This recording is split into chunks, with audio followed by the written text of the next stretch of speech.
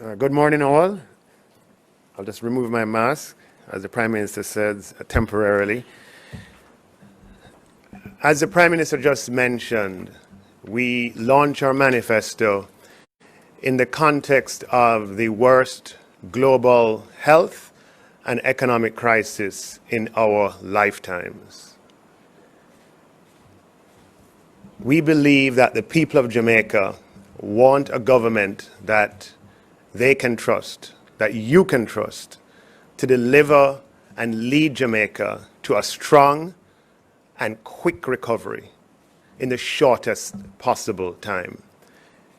It is for that reason that recovery is at the centerpiece of our manifesto. And we have a 10-point recovery plan. The first of those 10 points is to, and even before going into the 10 points, countries around the world have had to revise their forecasts given the intensity and duration of the pandemic. And even here in Jamaica, the Planning Institute of Jamaica has revised its forecast given the economic impact of the health measures that we have had to impose to protect the lives of Jamaicans. The Planning Institute is forecasting that for this year, we could have a contraction of 9 or 10%. And it is for that reason that we center our manifesto on recovery. The first aspect of our 10-point recovery plan is to maintain macroeconomic stability through this crisis. And that is absolutely crucial because, as the Prime Minister mentioned, we are intent on preserving the gains in the reduction of poverty that we have achieved. We are intent on preserving those gains and advancing the reduction of poverty even further during this crisis.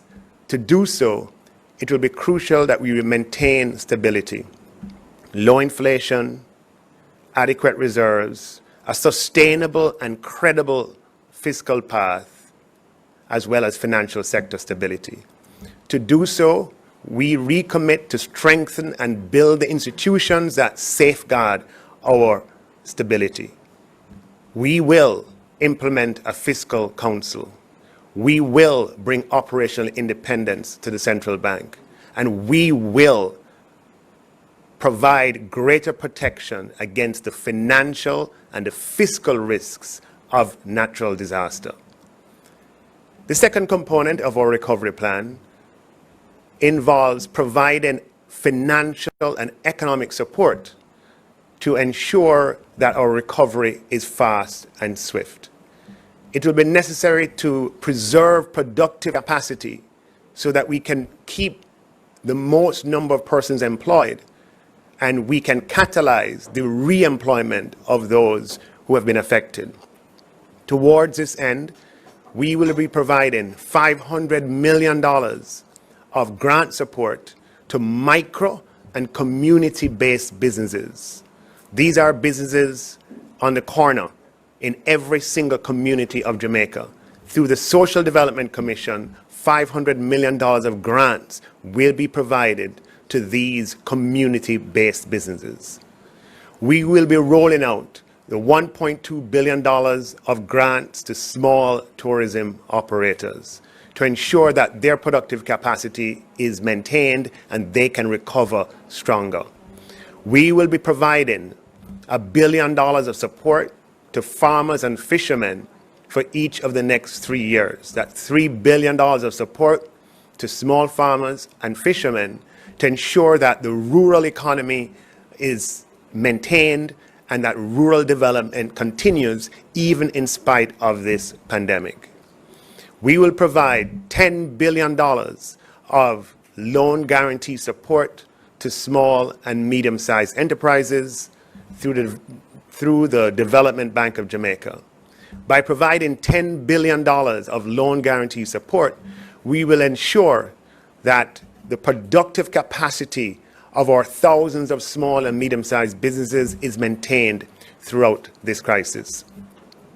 We will catalyze the emergence of a $20 billion public-private COVID recovery equity fund.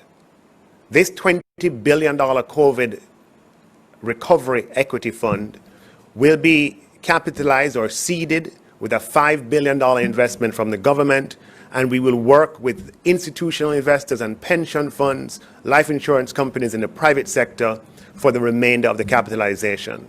This fund or series of funds will be managed by the private sector, and it will invest equity and quasi-equity securities in firms and companies that have been affected by the COVID pandemic, allowing us to retain the highest levels of employment that are possible and allowing for those who have been affected to regain employment as companies are rehabilitated.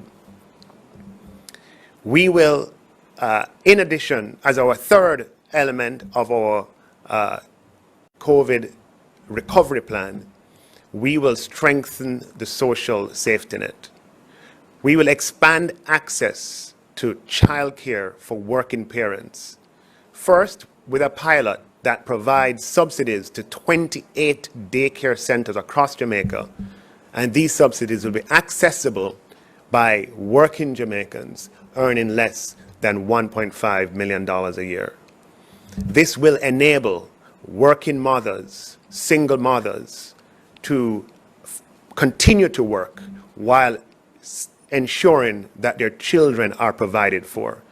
This will ensure that single mothers who are at home and have the opportunity to re-enter the workforce do not have to choose between working and childcare.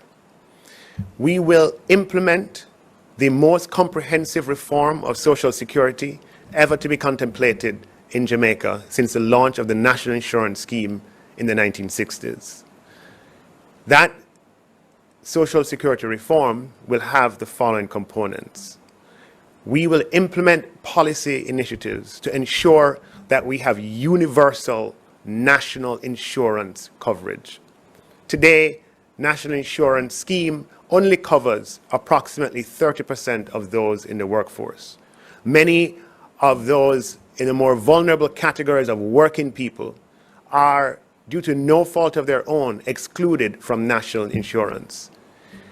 Our policy initiatives will ensure that during the course of our next term, we will achieve universal coverage in the National Insurance Scheme. And we will do so through a variety of measures, including a simplification of the process, an amalgamation of Social Security deductions to make it easier, and for categories of workers such as domestic workers who are often excluded from NIS, we will have procedures that allow for payment on more flexible terms and more flexible and convenient basis. Our comprehensive Social Security reform will also include the introduction of unemployment insurance. The destabilizing effect of becoming unemployment on the individual, on the family, on the community, and on the country is one that we have borne for far too long. We intend, during the course of this term, to ensure that unemployment insurance that provides stipends to those who have lost their jobs becomes a reality. Our reform of Social Security will also include the introduction of a social pension for the elderly who do not have access to NIS and who are in need and have no other source of income. This will be rolled out during the course of our next term. We will, in addition to that, continue the work that we've been doing in other areas of Social Security. Recovering stronger is going to require, as the fourth element, that we continue to manage the health aspects of this crisis in a forward-looking and comprehensive and decisive fashion. In addition, we will invest in our health infrastructure by upgrading our laboratories and working in partnership with our private laboratories and upgrading our surveillance systems. In addition to that, we'll be upgrading 110 health facilities across Jamaica, increasing their capacity to respond to this crisis and to other health emergencies. We will be engaged in major upgrades to our hospitals in Spanish Town, in Maypen, in St. Anne's Bay, in addition to the Bustamante Children's Hospital and the University Hospital of the West Indies, where a sixth-floor new facility will be built in our next term. In addition to that, the 220-bed, six-story Western Children's Hospital that will provide first-in-class pediatric care and be accessible to all those who live in Western Jamaica will become a reality in our next term. We'll be investing in technology that will allow for health information management systems that provide seamless service to all citizens and to all Jamaicans. Recovering Stronger will ensure for our sixth element that we invest in education and we improve education outcomes. We will be allocating more resources as a proportion of the budget to early childhood education and to the National Parenting Support Commission. In our next term, we will completely abolish the shift system in public schools. In our next term, we will eradicate the digital divide by providing 100,000 tablets to children and teachers, increasing the tablets in schools program that is already in place. We will be ensuring that schools have access, public schools have access to broadband, again as a part of bridging that digital divide. In our next term, we will be implementing and making a reality 6 science, technology, engineering, and mathematics schools to further enrich children towards a path, towards a career in STEM areas. We will be implementing a performance arts school, a performance arts high school, to further the careers or to further those who want to pursue a career in the performing arts. We will be bringing reforms to the Student Loan Bureau to increase access to tertiary education. We will be reducing the interest on student loans by 1%. We'll be extending the moratorium on student loan payments to the end of the current financial year. That is to the end of March 2021 for all those who are repaying student loans. In addition to that, for students who are graduating now, who normally would have a 6-month moratorium on beginning to pay their student loans, that would begin and would normally start repaying those loans in March of 2021, we are extending that moratorium from 6 months to 14 months. So students who are graduating now will not have to begin repaying their student loans until 2022. In addition to that, as far as students' loan is concerned, we will be abolishing the need for guarantors for persons applying who are in state care or transitioning from state care. We will reduce the guarantors required to students who are on the PATH program to 1. And that one guarantor is a guarantor that will just provide the service of being able to locate students once they graduate. We will, in addition to that, make it easier for student loans to be serviced by increasing the service points from 1 in partnership with other institutions across the country. We will be lengthening the repayment terms on student loans in certain categories of disciplines from 15 years to 25 years. By lengthening the repayment of the loan from 15 years to 25 years, we will achieve a reduction in the monthly student loan payments for the subject areas under consideration by as much as 20, 30, or even in some cases 40%. As far as our the seventh component of our recovery plan, we will accelerate the digital agenda. Accelerating the digital agenda will be crucial to ensuring that Jamaica can recover stronger, increasing the productivity and competitiveness of our society. Towards that end, we will implement policies that ensure universal access, universal availability of broadband services, starting in rural areas. We will ensure that all town centers across Jamaica, in urban and rural areas, are equipped with Wi-Fi that is free to access. We will provide tax credits for small and medium-sized businesses who invest in e-commerce modules and online modules. We will accelerate the implementation of the National Identification System, and we will bring public services online. All major public services that require applications will be accessible online. Every single public service where you have to apply for something, that application will be able to be fulfilled online as we bring government online in advancing the digital agenda. Under education, something that I mentioned that I missed, is we will be introducing a tax-free savings account for families who are saving towards the tuition for their children.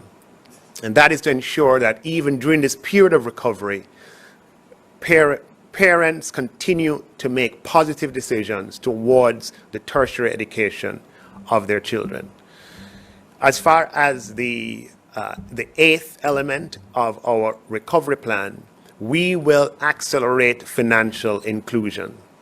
To do so, we will support the central bank and we will accelerate the rollout of low Know Your Customer, low KYC tiered accounts that will greatly multiply the access to bank accounts that the population has.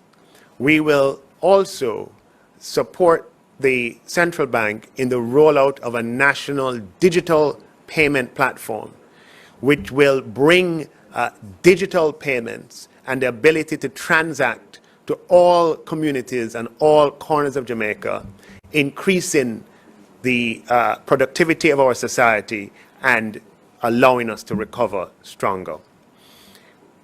We will, along the lines of financial inclusion, we will be introducing legislation that provides consumer protection in financial services, requiring full disclosure on the part of financial institutions on the terms of their products, on the fees that are involved in those products, and giving the authorities the ability to apply sanctions, including fines or restitution, in the event of a breach of those terms. Our ninth recovery, the plank of our recovery plan, will be to improve the business environment and to diversify our economy. Improving the business environment will require reforming customs, which we are committed to doing, repealing and replacing the Customs Act. We will be implementing a GOJ land bank where all land that's available for investment by way of sale or lease is made available to the people of Jamaica, to local investors and foreign investors who can view, and therefore that would accelerate decision making. We'll implement a national business portal where all essential business to government services are available online for companies, and we will, and as far as diversification of our economy is concerned, we will provide and support diversification into coding, into logistics, into fulfillment, into animation. We will mobilize private sector investment, and I believe that's the 9th one. We will mobilize private sector investment. During a time of recovery, when government revenues may take time to recover, we will continue to accelerate the improvement in public services by mobilizing private sector investments in public-private partnerships. Under this administration, Jamaica is ranked #1 in Latin America for the institutional framework that we have achieved in public-private partnerships. We will leverage that to improve services in sanitation and sewerage, in water, in certain diagnostic services for the health department, and in waste management and garbage collection, using public-private partnerships. We will list state-owned enterprises on the Jamaica Stock Exchange. And these include, as we had mentioned before, the Jamaica Public Service Company, the Jamaica Mortgage Bank, Jamalco, and certain assets and companies owned by the UDC and by the Factories Corporation of Jamaica. And we will be providing tax credits to companies that invest in research and development. And for our final, the final plank of our recovery plan is we will make land and housing more accessible to all Jamaicans. Under a Jamaica Labour Party administration, we will catalyze 70,000 affordable home housing starts, of which 30,000 will be available to civil servants, to police, to nurses, and to teachers. And 10,000 will be available to young people under the age of 35. And for young people under the age of 35, accessing those 10,000 affordable homes, we, through the NHT, will be providing 100% financing. There's no need to rent. We will be providing 100% financing. There's no deposit requirement for the 10,000 affordable homes that will be reserved for young people under the age of 35. We have delivered on a 250% increase in the supply of NHT housing starts during the course of these 4 years, and we will simply continue in that vein in the next term and make those homes available to young persons, to public sector workers, and to all other contributors of the NHT. In addition to that, we will be leveraging the advance in legislation that we have achieved in making land titling easier, and by so doing, we will be providing 30,000 land titles to the people of Jamaica. And by so doing, we will end the inequity that exists where persons who have legal claim to title are prevented from leveraging the economic benefit that comes from finalizing their title, finalizing the titles that they legitimately should have access to. 30,000 titles and 70,000 affordable homes.